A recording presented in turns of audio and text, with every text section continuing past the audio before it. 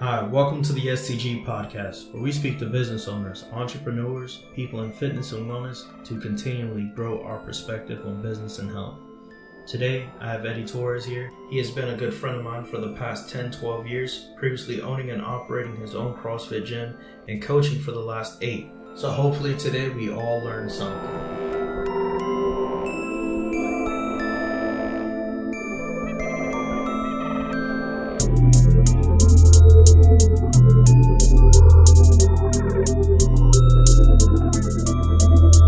Astronomy shot the rift.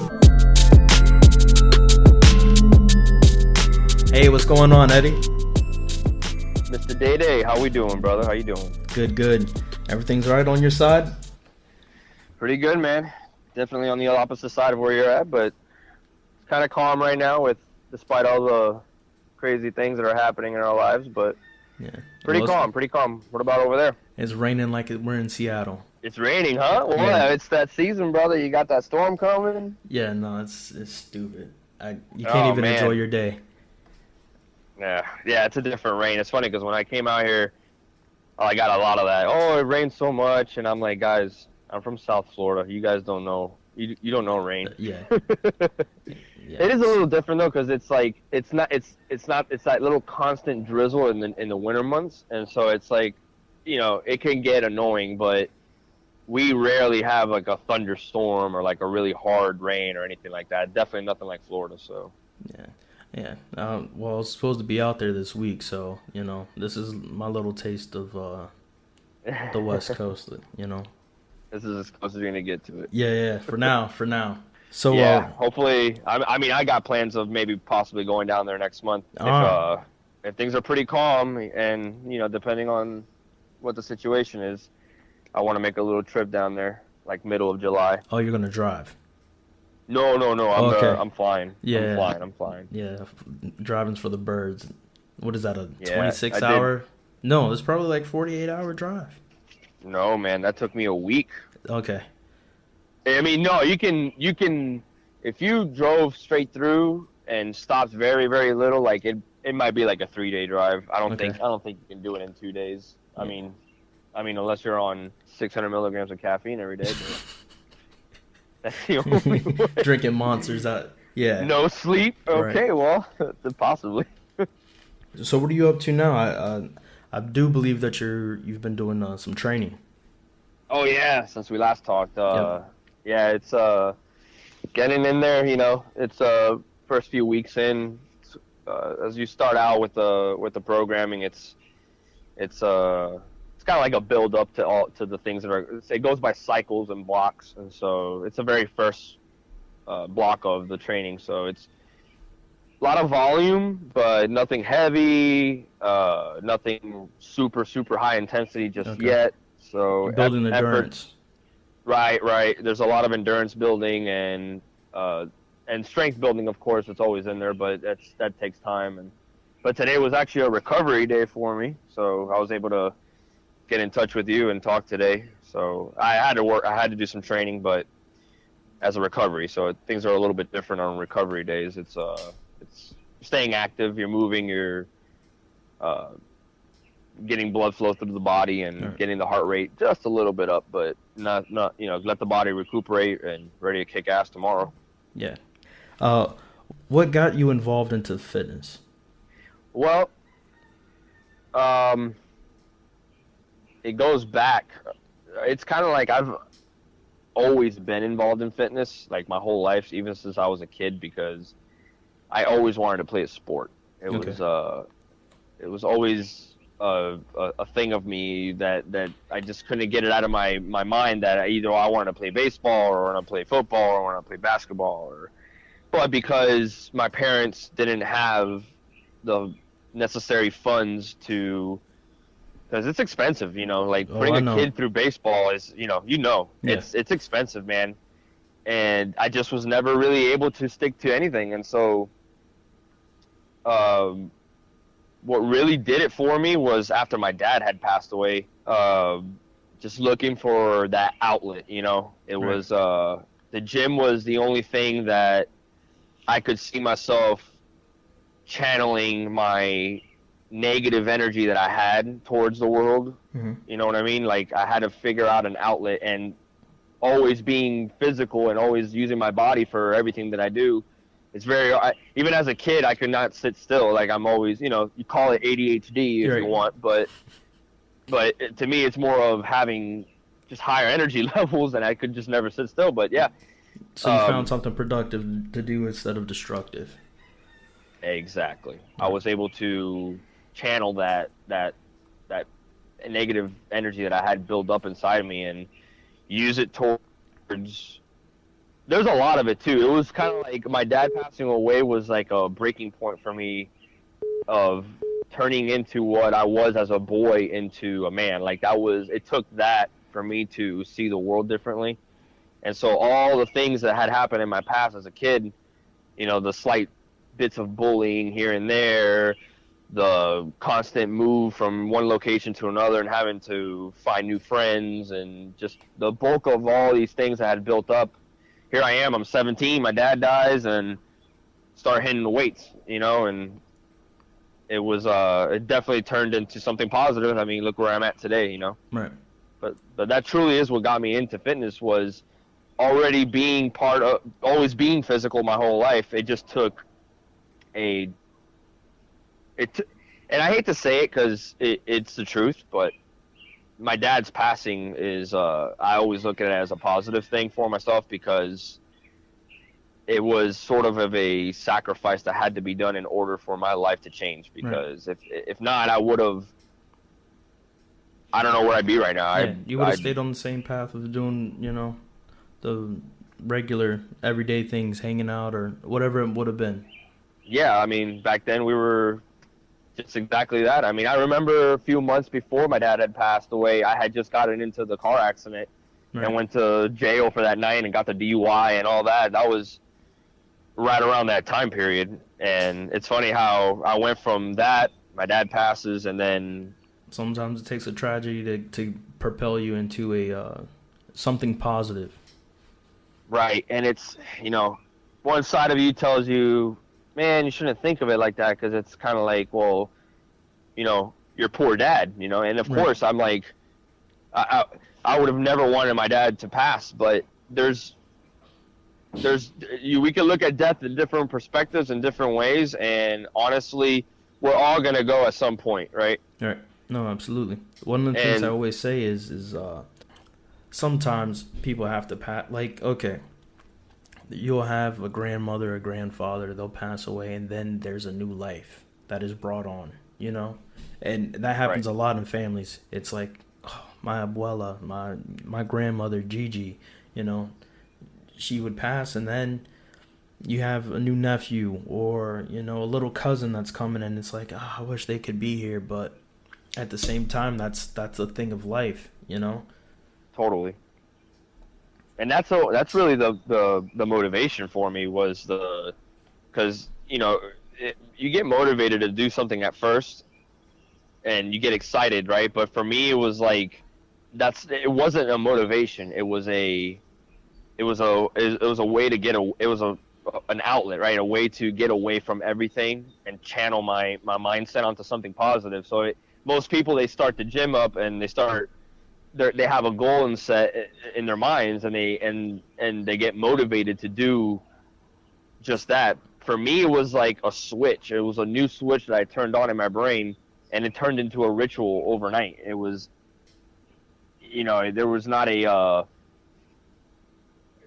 that's a funny thing, that like fitness for me there was no motivational start for me to just say, all right, I'm going to start going to the gym. It was weird. Very, very strange the way it all happened. But, 10 years later, here I am now. So was there somebody that motivated you or influenced you to actually get into this, or did you just start? Like, how did that all come about? Well, like I just said, it happened naturally for me, because I was looking for that outlet. And then I started out as just going to the gym and practicing basic compound movements, like your bench press, your deadlift, your squat, right. Just your normal powerlifting style was the direction I never considered myself as a power lifter, but it was as a hobbyist. Right. And I would throw in some bodybuilding stuff, because the thing is, for me, was bodybuilding always interested me, because it takes a very, very, very disciplined regimen to stick to it and do it right. Right. But I was always more on performance. I cared more about how much I lifted versus what I looked like, or what I looked like I could lift, right? So, Right. but I cared a little bit, so that's why I would still throw in my bodybuilding stuff here and there. But I started out basically just as a power lifter, and what got me going and keep me in that motivational mindset to just kind of like, because I don't call it motivation, I call it discipline. For me, it's more of a discipline. Right. And what did it for me was guys like Elliot Hulse, CT Fletcher, Okay. these old school YouTube stars that now they're now there's when they're YouTube stars, but back then YouTube had just started, Right. kind of getting its recognition I back remember then. You know what I mean? I remember watching those videos with you. Yeah, you remember. Yeah. I would throw Oh, them bro, on. you gotta watch this guy. Watch him pick up these weights.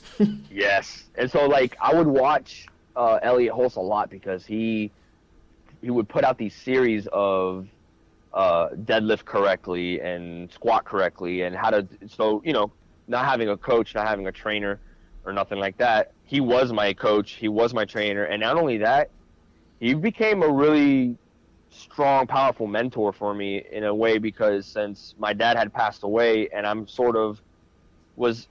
was entering the realm of becoming a man, but now the person that was in charge of doing it wasn't there anymore. Yeah. You know what I mean? And so Elliot became almost like that father figure to me. Okay. And it was that's what really kept me going, because I would get on there, I'd watch his videos, and then from there I'd apply what I learned into my fitness, right? So deadlift properly, how to lift more weight, how to do this, how to do that. But then he also had a lot of other things that got into spiritualism and holistic health and using plant medicines, and right. That also really intrigued me also, like to be able to combine high intensive training, but also combine that with a balanced nature of holistic health and proper eating and nutrition, and meditation and bioenergetics and things of that nature. So now that's really what got me on. Is Elliot, is he a CrossFitter or is he a weightlifter? Elliot always considers himself a strongman. Okay. And strongman is like the strongman competitors. All right. It's funny because I call strongman the CrossFit for the big guys, because you do everything in CrossFit. CrossFit is a compound, or is a complex combination of movements that involve gymnastics, strongman, Olympic lifting, powerlifting, endurance movements such as biking, rowing, swimming, running, jump roping. So we combine all these different modalities in fitness, and we train them and we compete in them to find the fittest overall athlete. So Elliot is always been considered himself a strongman, although he has done other things. He's done powerlifting. He has done CrossFit. He actually loves CrossFit. He thinks it's a very good training regimen for people who are usually short on time and want to get healthy and strong and fit. Right. But anyways, going back to Elliot, that's really his thing. And then after that, he considers himself a strength coach. So his main thing is strength. And like he always says, his slogan is creating the strongest version of yourself. So that goes through everything that he does, from fitness to mindset, and the list goes on. I mean, the guy's a game changer, man. He's really put in a lot of work over the last few years, and it's exciting to see what he's done, where he's gotten, and to know that I've kind of followed behind his footsteps in a way, because he's really the one that's influenced a lot of what I do today. So it's been a blessing to have found him, honestly. No, I agree. We all need somebody that we can, not exactly look up to, but I mean, you saw him as a father figure, but You know, you need somebody that you can see as an example of doing something great, and then you can then go out and achieve that also. So is he the reason why you got into CrossFit training and became a CrossFit trainer, or how'd you get into that portion? Oh, that's a good one because CrossFit came into my life, and that's what I do now as a trying to be as a competitor, and it's what I do now. I don't do anything but that as far as training goes. What got me into CrossFit though was, I don't know if you remember, but I'm sure you remember Chunky Eddie. Yeah, of course. There was a time in my life there where what I was doing was purposeful. I had a reason behind it because I followed how strongman and powerlifters ate and what needed to be done to get to those levels.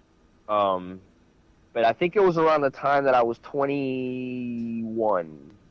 Okay. Yeah, I was 22. I just turned 22, and I was looking for a way to become something in my life. I didn't know what I wanted to be, what I wanted to do, because I was just still working a regular job. And I remember I was training Anthony, because that's another thing, because at the end of the day, I consider myself a coach above all. I'm an athlete, but I'm a coach first, and an athlete second. And the reason why I say that is because you can't be an athlete for the rest of your life. Right. Coaching is a lifelong career. Coaching is a career that I can go really well into my 60s and 70s and be okay doing it. Right. But as an athlete, yeah, you got that shelf life. Exactly. And it's funny because in CrossFit, as a competitor, the divisions continue because as a professional status, my goal is 35 to 39, which is the first Masters division. Okay. And that would be like my professional status as an athlete. But that's my goal, is to get to that level, compete those 4 years, and then done.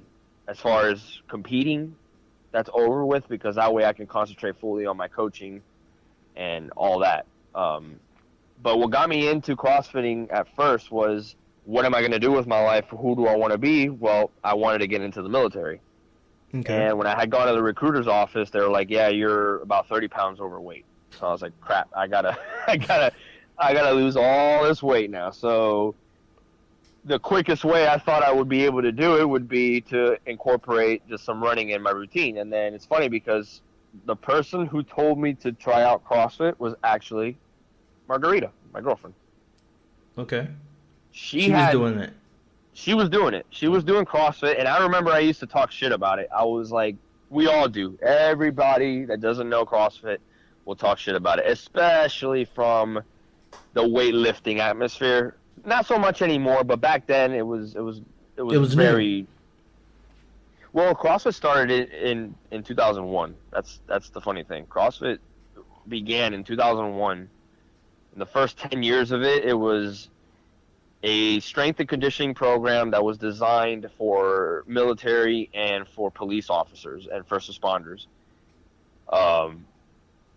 And then slowly it became what it is today. The first CrossFit Games was actually in 2008, which was held in Aromas, California. And back then, we're talking, there was like maybe 100 athletes or something like that. And it was a very small, little, tiny thing. And it grew into what it is now. But yeah, she's the one that got me into it. And I was like, you know what? Let me go check this out. Let me go see what this is all about. So CrossFit Key West, which was the one that I had started out at, that was back there behind my mom's job, if you remember, when she worked at Bell's. Yeah. They had right there. They were working out in the alley, pretty much. Yeah.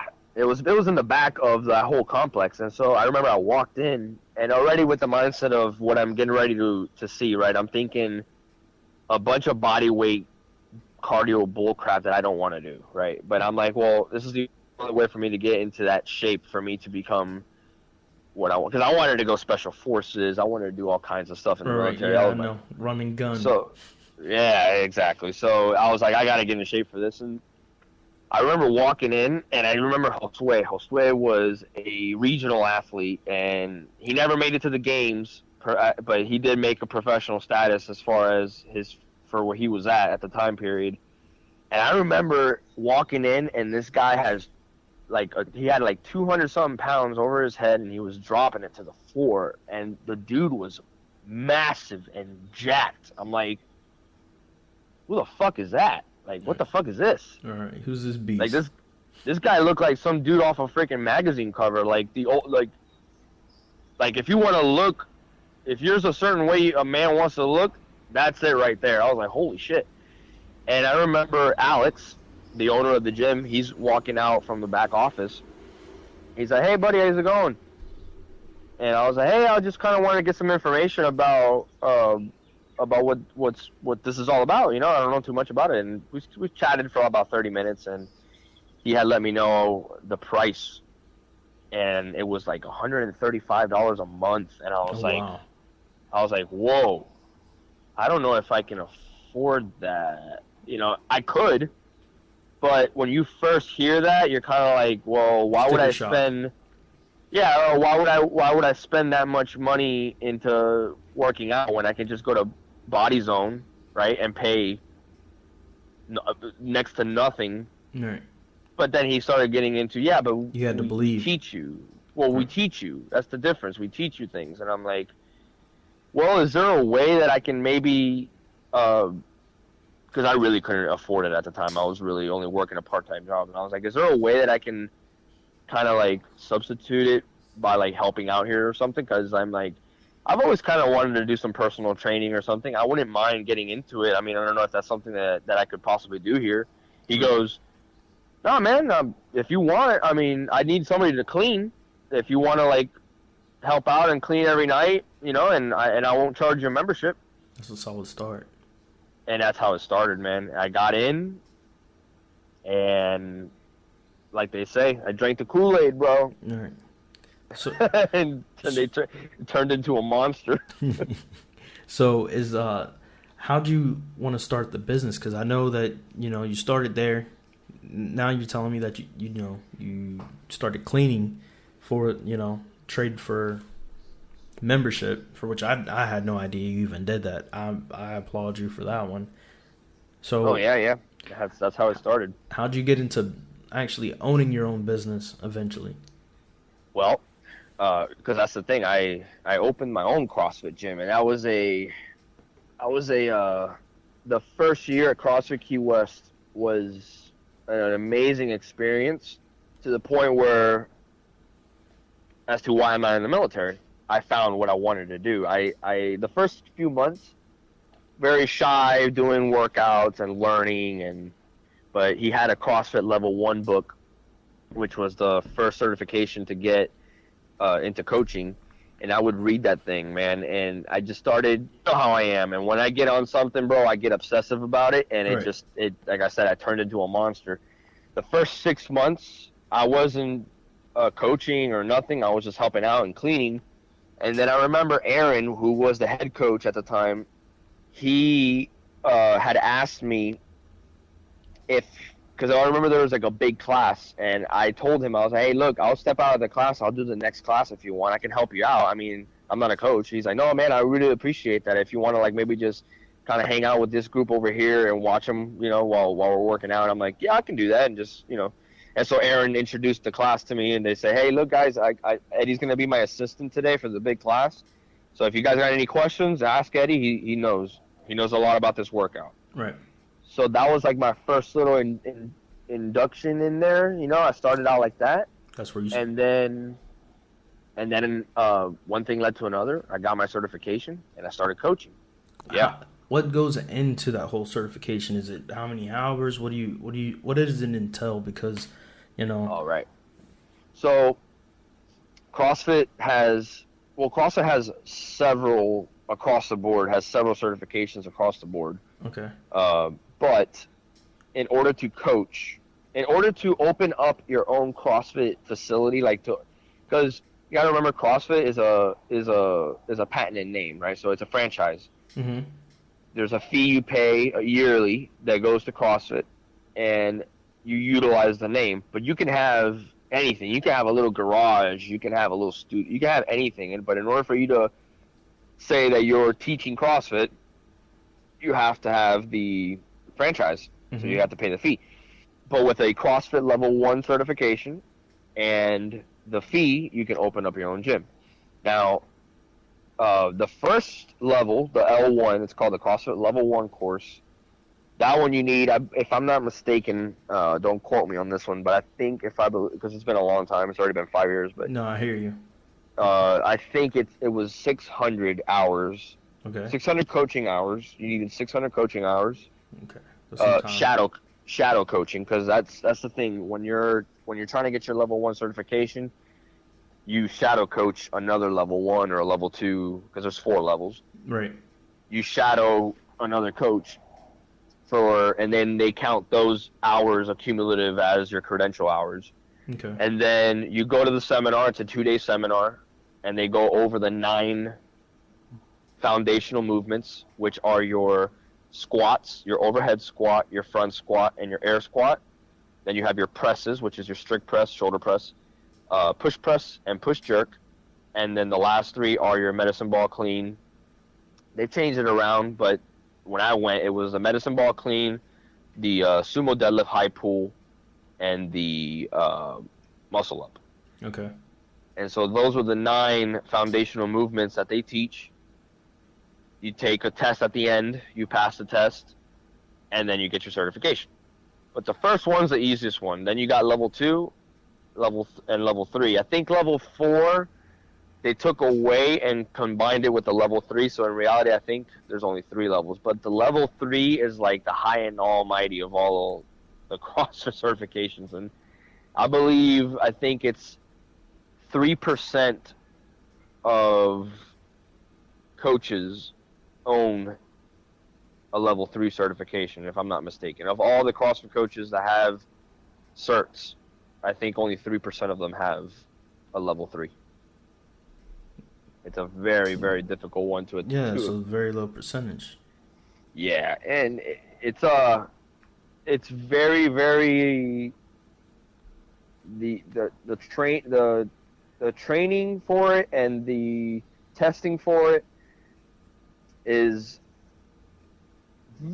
goes really, really in depth in functional movement. And although we're not spending 4 years in a college getting a kinesiology degree Right. or an exercise physiology degree, it uses a lot of components. And the idea is, because of the nature of how it's programmed, like from when CrossFit's done right, and you have a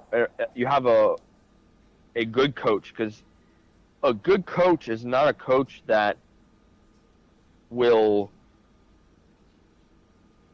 teach you the best way to squat. That's not what makes a good coach. What makes a good coach is a person that can be relatable. Mm-hmm. That's the main thing about coaching. If I can't be your friend, right? Right. If Data comes to my class and I can't get him on my side and get him to like me, You got to be believable. Right. You got to be believable. You got to be a people person. Right. And then you can teach somebody something. And so that's like the biggest step that most trainers miss. And CrossFit really pushes that. They push the community and relationship above all else. Ben Bergeron owns CrossFit New England, and it's one of the very first CrossFit gyms that had started back in the day. And he's bred some serious competitive athletes out of that gym. But his whole slogan is, we're not in the fitness industry, we're in the relationship industry. Right. And that's why CrossFit has made such an impact in people's lives, because of that. Because the certifications are one thing, and they're needed. Right. Absolutely. But you have to have there's a certain personality that goes with it, and if you don't have it, you're just not going to really do very well in the career. You might like it a lot, but I've seen it. I've seen people that try really hard, but not many are born with that niche of I read one time, like, the difference between a coach and a teacher. There's a big difference. Right. A coach is a teacher 100% of the time, but not a teacher is not a coach 100% of the time, because you can go and teach 1,000 people something. Right now, I can go and teach 1,000 people 2 + 2 = 4. Right. Because I'm teaching it to you. I'm telling you what it is. I'm lecturing it to you. Therefore, you're grasping the information, and you got it. But coaching is me getting in there with you, and you can't coach 1,000 people at one time. No, it's hands-on. Exactly. It's And that's what really makes this so wonderful, and why it changes people's lives, because they really get that. You know how it is. You walk into a gym and you get that feeling of unease, right? Because people are looking at you. It feels weird. Yeah. But not in a CrossFit gym, man. A CrossFit gym is, the minute you step foot in there, it's a welcoming atmosphere. People want you there. And That's then what's crazy is, I started with you. Well, yeah, it's true, because I remember when you first started with me. Yeah. And I couldn't do it. But let me go ahead and bring you back in to what made you want to start your business. Well, right. The gym closing, man. CrossFit Key West closes down about 3 years in. Right at the peak of when I was doing really well at the gym, something had happened where Aaron, the head coach, he left, and I took his place as head coach. Okay. And things were really good, but then one of the biggest mistakes that had happened, and was really the cause of the breakdown of the gym, was Alex moving, the owner of the gym at the time. Alex moved to Miami, and we're from Key West, and we know that Miami's not too far. But if you're going to own a business that's based on relationships, and you're 3 hours away, right, that's not feasible, right? Yeah. So, well, that also sounds like you didn't have a solid foundation with coaches and everything else where he could have it run without him there. Well, that was the idea. The idea was, he had sat me down and we talked, and his idea was, I'm gonna go away, I'm gonna leave you as head coach in charge, and we have the 2 other coaches that are there, and I feel like we can do this, because he wanted to open up a second location somewhere in the Keys. Like, I think he wanted to do Isla Mirada or something like that. Okay. So yeah, the idea of all of that, like what you just said, it was there. We talked about it. It was there. So he goes, but little by little, his motivation for the gym was actually declining. He would show up to the gym less often. It got to the point where he would come down once a month. Yeah. No, don't worry. And things were breaking. Nothing was getting fixed. Nothing was getting exchanged or replaced. And I was still getting paid $15 an hour. I'm running the business. I'm programming workouts. I'm cleaning the gym. Right. I'm doing all these things, and basically the shop owner.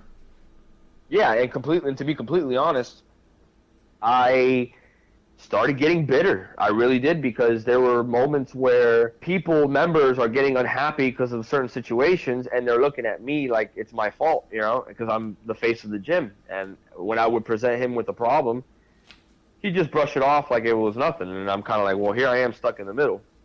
After a couple arguments and heated talks and threats of possibly closing the gym down and all these things, I show up to the gym one day. I pulled up in my scooter, which that was a big sacrifice, man. I had remember my first Kia that I had, my first car? Yeah, you hated Kias. And then, and remember when I got the scooter afterwards? Right. The reason why was because I couldn't afford the payments for the car anymore. I was putting in so much work into the gym and not getting paid enough. I had to let it go. Well, I had to let the car. Luckily, my brother took over the payments for my niece, for Janelle. So they took over the payment, so I didn't lose out on my credit or anything, but I had to go get a scooter, so I got a scooter. So I pull up to the gym on the scooter, and I notice already, you know when something's up, right? You got a funny feeling of something happening. It's in your mind, it's in your gut. Right. And I noticed that we had 4 of the big tires outside, the tires that you flip. We had 4 of them outside, and 2 of them were gone. There was only 2 left, and I'm like, what the hell? As I open up the doors, bro, the whole gym gutted. This was on a Sunday morning. On Sunday mornings at 9 a.m., we had a yoga class. And that was the only thing that was done on that day. From 9 a.m. to 10 a.m. was an hour of yoga, and that's it, right? So I would go there to open the gym up at 8:30 and do the yoga class at 9, and then I'd close the gym up at 10, right? This was on a Sunday morning at 8:30 something. I get there to the gym, and in about 5 minutes, like around 8:45, I get an email from him saying, a long email about what I was getting ready to encounter when I walked to the gym. He had come the night before with a U-Haul with a bunch of his buddies from Miami. They loaded up the truck, and they closed the gym down, and he went to Without telling Miami. anybody. Without telling anybody, without, and it's funny because even if he were to listen to this someday, and because I've never spoken with him again, Right. we've never talked again. It's been 6 years now. It was like poof, man. Like that man just disappeared from my life, and it's fine.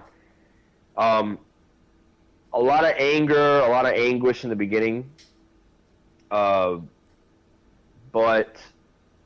I also kind of I've let it go, and I wish him the best, honestly. And if he, like I said, if he were to hear this. If we were having this conversation 5 years ago, I'd be calling him every single name in the book. Right. But now I'm a different person, And you've grown. Yeah, and I remember that's what ended up getting me to open up the gym, because that day people were showing up for the yoga class, and they're walking into a gym with me on the floor in tears, man. I was crying, bro, because I was like, I've not only have I lost my job, but this is my thing, man. This is all I know. All right. You live for it.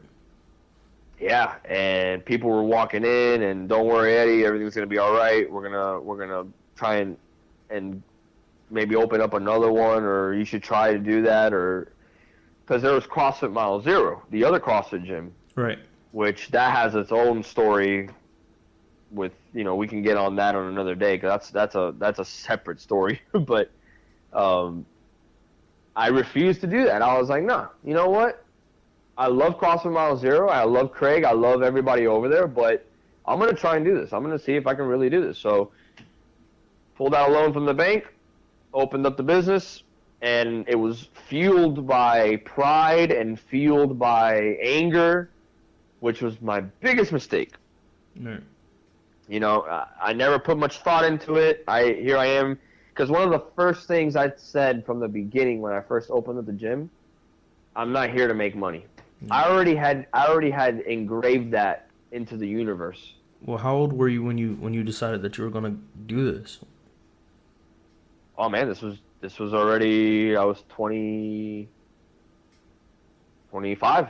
Okay. I'm 29 now, yeah. So Yeah. 25, 26, 27. Yeah, because I had it for 2 years. So. And it's been closed for 2 years now. Yeah. Close to. No. I'm sorry. I apologize. It'll be closed. It's been closed for a year. Mm-hmm. At the end of July, it'd be officially a year that it's been closed. No. Yeah. Yep.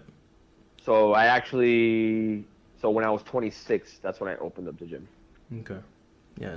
I'm just trying to put in perspective about how to start something while you're young and then try it out, but what made you want to close after that? Because you said you had it, so.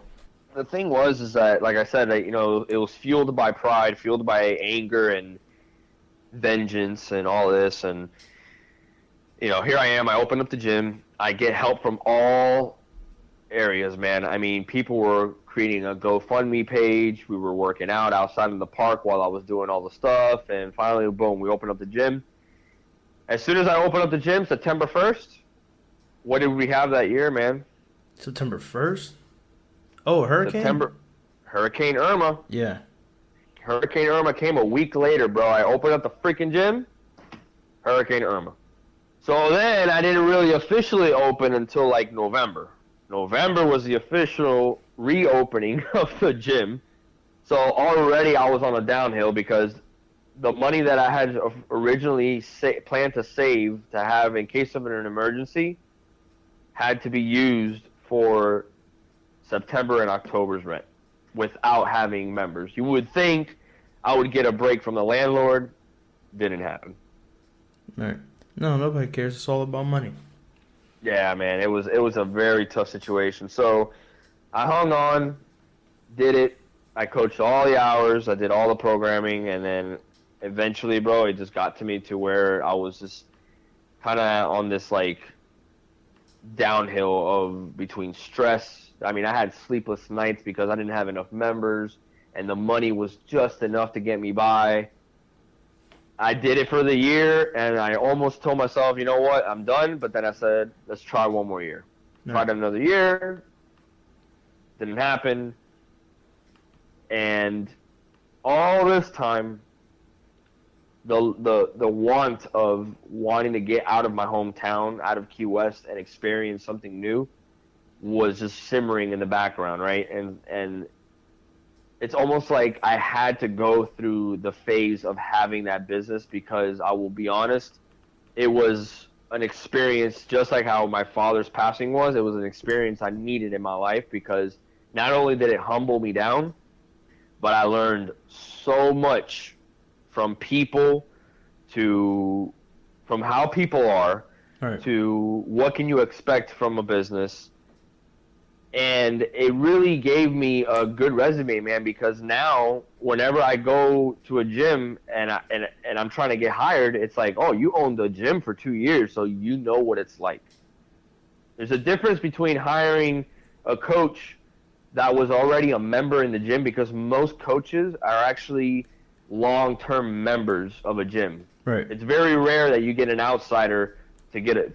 To you have to be really good at what you're doing to hire an outsider that doesn't know the community to be accepted by the community, because it all goes back to that. Here you go, you got this guy we've never met before. He's going to start coaching classes. Who the hell is him?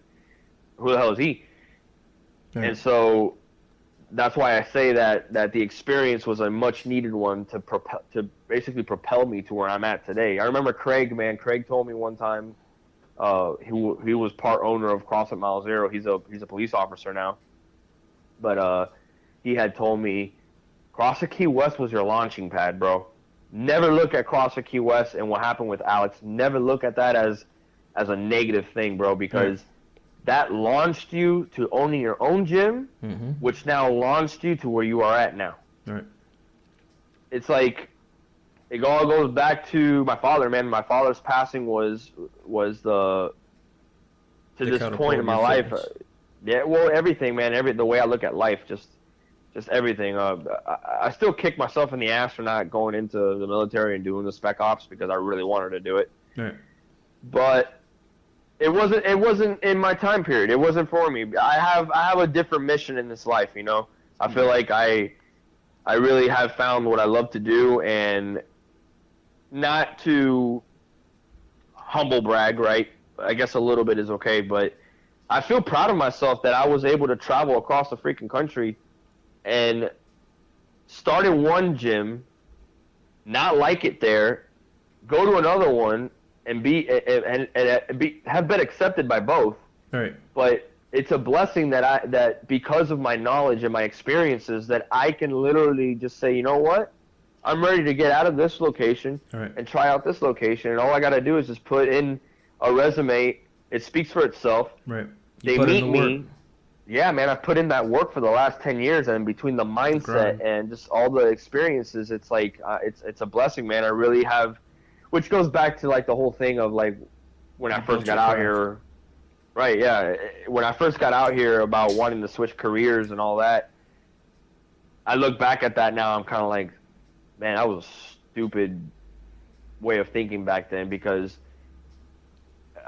my craft, I've mastered my craft. I mastered it 100%, of course not. It's a lifelong journey, but I'm very far into it. Like, it's like a marathon race, and I'm already 15 miles into the 26.2 miles, and now I'm deciding to stop and go and turn back. You No, got that's the not experience. happening. You got those notches on your belt. So Totally. where is this going to take you now? Like, are you starting another business? Is there something else that you want to do off of these experiences? How did this part of your journey get you into the next part of life that you want to pursue? Well, it still goes back to being an athlete, right? All right. I'm back in that. I'm back in that place. It's weird because I did like a full circle. I feel myself back where I was that first year of CrossFit Key West. Remember when I had told you that it was such a great first year? All right. I feel like I'm there again, where I'm part of a great community, and all I'm doing is coaching, and I'm not stressed out about the business side of things. Right. Although I do play a role in it, but he has his people to do certain different things. So my only thing I have to do right now is coach and be the best person that I can be. So it gives me time to train again, to focus on my nutrition, to focus on my recovery. So I'm gonna be honest, man. Like right now, you're back in the love part. Yeah, like I'm kind of like going back to where I was, as if like I'm back in that place, but with a much more mature mindset. Does that make sense? Yeah, no, absolutely. It's like I've been given a second chance. I'm like, yes, I got a second chance. I'm much more mature now, much more level-headed and clear-headed. I know what I want. I know what I want, and I know my boundaries, and I know what I don't want. Therefore, it's time to put in the work. So for now, the next 5 years, my goal is, alongside my training my training for competitions are going to be, for the most part, they're going to be in the dark. I'm going to do competitions. You're going to see posts of me working out. You're going to see a post of me doing a competition, and we'll be talking about those things. But all of that is a foundation that I'm building to really push forth the ultimate goal, which the ultimate goal is creating a brand for a YouTube channel, podcast, right, a training program for people that want to follow one and follow what I do, apparel. Solid. That's really where I'm trying to. Right. I'm trying to create like this character, right? I'm this very fit individual who's also a coach, who's got the experience of competitions and has possibly, fingers crossed, with hard work and dedication, make that professional status as a CrossFit athlete, which will fuel these other things that I want to do, because I'm also going to be working on all those things alongside with the others. So they go both hand in hand. So the next 5 years is going to be that. Right. Because from the age of 35 to 39, those 4 years are going to be hopefully my peak of my competitions. So that way, by the time the decade is over and right around the time I'm 40, I can retire as an athlete, as a professional athlete, right, and focus on the brand 100%. Right. Yeah, because you still got so much of your life left over after that. Totally. And it's funny because it goes back to Elliot Holst. Elliot Holst was the same thing. Elliot Holst started out with a small little gym, little hole in the wall. Mm-hmm. He had his ups and downs, but now he owns Strength Camp, and he he franchises it, so he's actually got a couple different locations now. And and then all while this is happening, he's doing the same thing, creating his brand and coaching people. Right. So you're using him as your template. Right, I really have, because it wasn't it was never a intentional thing. It just sort of happened because I'm actually at the same age that he was at when he got his second chance, right? And so now he's 40. So Right. he's 40 years old, and he's made it to the level where he's at, where he wants to be at. You know what I mean? And I'm in that same exact place. I'm in that place of the grind for the next 10 years are going to put me at that level. That's awesome. That's awesome. Yeah, man, that's what it's really about, cool. Though. It's about the grind. That's the part that I love. I love the hustle, and putting in work. And when you put in the work and you get to see the rewards afterwards, like I just did this whole entire room just now, just so I can start doing this podcast and have an office space, so I can then start launching my own brand. So once you see the fruits of that labor start to happen, it's great, man. And I'm happy for you. I'm happy that you're in this place where you can now, do that. Totally, man. yourself. I appreciate it. It's no problem. It's no problem. It's and if there's one thing that I can maybe share with you, with your motives, with how it's hard, man, because getting up every day early, putting in the work, putting in the nutrition, the grind of being an athlete is not an easy one. I mean, today was a recovery day, and recovery days, they're considered active rest days, and I woke up and I already was like, you know what? I know I'm going to be talking with my boy Day. Maybe I should just chill today. Maybe I should just sit on the couch and just chill until he's ready to talk. Right. But then I said, you know what? Nope. Because if I'm not working, somebody else out there is outworking you. I wake up every day at 5. I listen. I don't know how many times I've been back in this room, plotting and planning. I've written so many notes and getting things in order. You can't slack off. And the thing is, too, here's another thing also to add to that, because I was caught in that world where I overworked, and there is such a thing. A lot of people don't think that overtraining or overworking in any sense exists, and it does. Right. But see, like today was a perfect example. My work that I put in today for my fitness was not at the same level that it has been the last 3 days. Monday, Tuesday, and Wednesday was a breakdown. Today, the intensity was dropped, but the movements were still there. The consistency and the motive is still there. Just because it's a rest day doesn't mean I'm going to sit and plop my butt on the couch all day. I still have to get moving. I still have to have my body always ready. So although the effort was only at 50 to 60% today, the motion of doing what has to be done, the discipline, because like I said, it's part of my programming. Like it was programmed for me to do a 10-minute. I had to do today it was an hour of straight endurance. So I had to do a 10-minute run, a 10-minute bike, a 10-minute row, then back to a 10-minute run, 10-minute bike, 10-minute row. So it was 10 minutes of 60% effort and just continuous motion.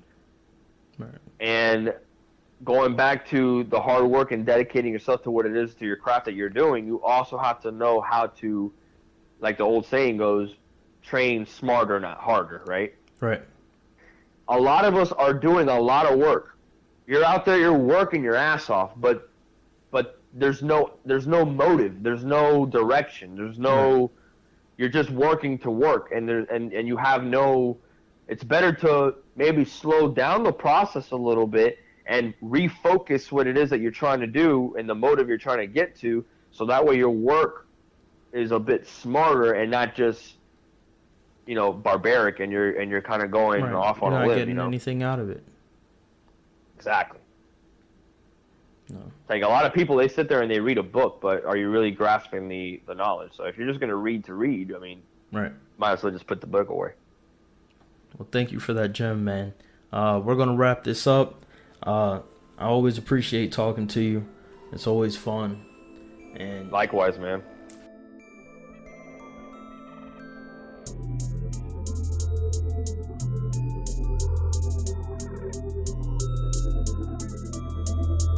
Astronomy, stop the riff.